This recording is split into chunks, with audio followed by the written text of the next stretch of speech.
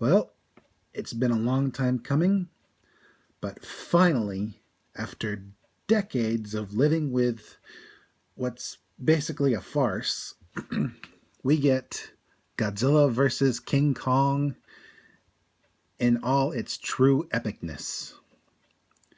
We got the big ape from the Hollow Earth, we got the nuclear lizard, and we got a whole bunch of humans doing various things. I don't want to spoil it, but needless to say, the story ended on a very, very high note. I mean, you got to see it for yourself.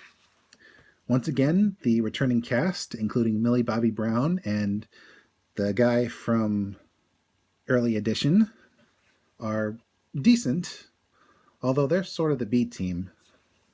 The main team involves a little girl from Kong's Island who sort of has a link with him. It's like the magic children aspect of the previous Godzilla films, like way before the modern films. And yeah, basically, King Kong in this one is less like an animal and more like a distant cousin of ours. Whereas Godzilla, he's a force of nature, but he's not just a dumb lizard.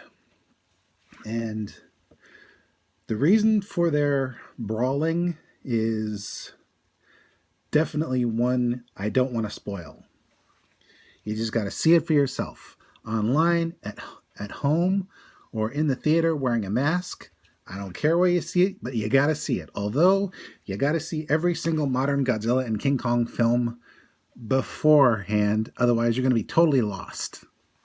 Because this is one for people who have been in the franchise since the beginning. Not the black and white era, but, well, I guess that could help. But the modern era. Because the story is very intricately woven together. And honestly, I'm glad I watched all the other films beforehand. Because it helped.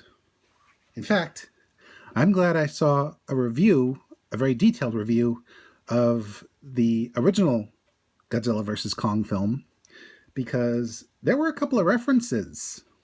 I'm not going to spoil it, but there were references. And the effects, let's talk about the effects.